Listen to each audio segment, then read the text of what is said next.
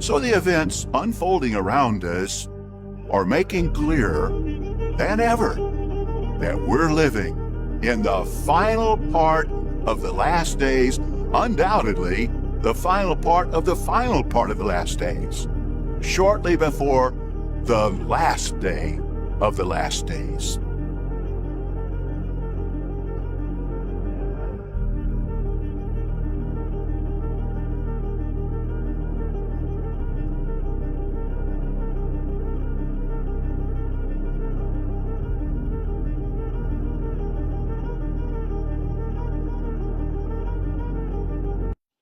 Hi there, it's your favorite Ex-Jehovah's Witness, Wordly Sam.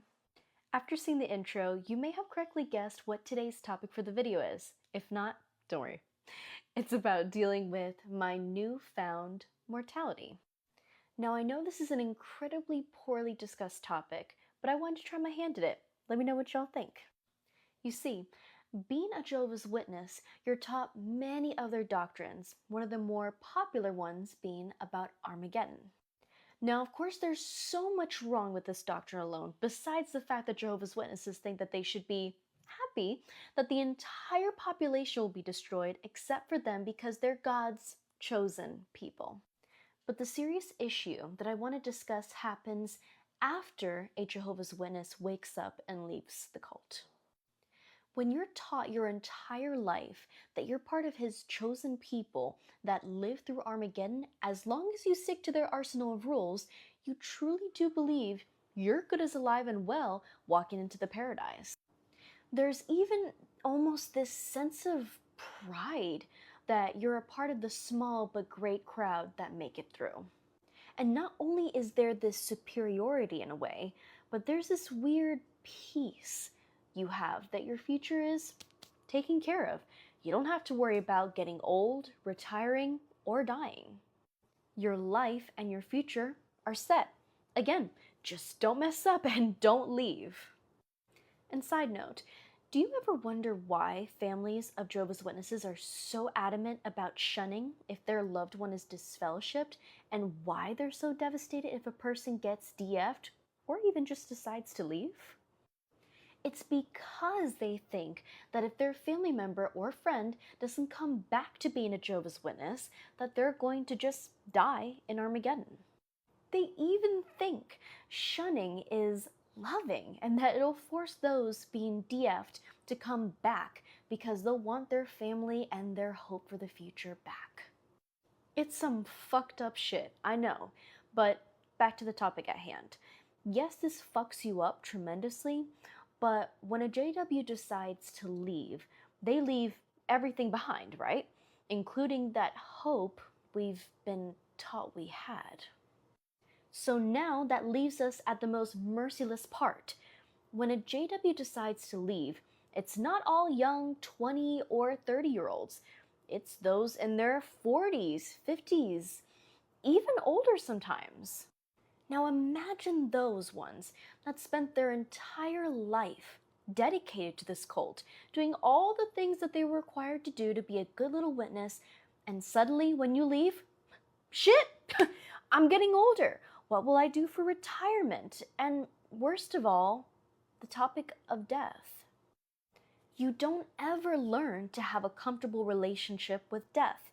Yes, they tell you it's like sleeping and all, but then they follow that right up with, oh, but after Armageddon comes the resurrection of the dead.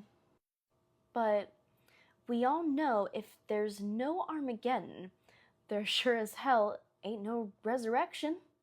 So then you come face to face with your mortality. Now I know some believe or have turned to believing in heaven, and that's all fine and dandy, but there's still that fear of dying and what happens after.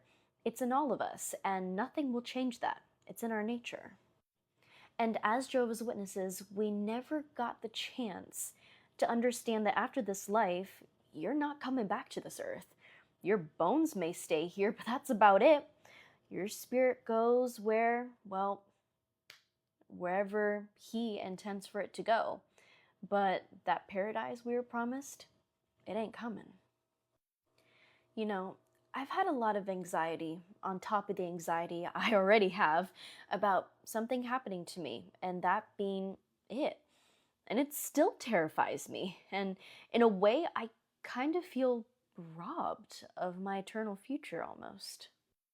So even though I was never taught, now I do have to worry about health issues as I get older, make sure I have enough moolah for my retirement, and realize that any day could be my last, forever. Now, while I'm becoming more at peace with that, it's also taught me something that we were also taught to never do, which is to live life for the now, to celebrate, to make the most of every day. You're taught only to live for the future Jehovah has for us. But when you finally realize living for a future that could be gone at any moment is a waste of time, it's like an aha moment. I gotta live for the now. I gotta live for today. I gotta make the most of today. Strive to be the best me today. It's even made me appreciate the present so much more. Yes, it's scary. Yes, it's new. Yes, it's overwhelming. But remember to take it one day at a time. We're all learning together and learning to respect our mortality and just trying to appreciate everything we have today. So do me a favor. Go hug your loved ones extra tight today. Give your pets some extra pats. Smile a little harder. Be a little kinder. We're all in this together, no matter what background we come from. And there you have it, my fellow wordlies. I appreciate you all so much for taking the time to watch my video. Please make sure to like, comment, follow, and subscribe to my YouTube channel. Wordly Sam, out!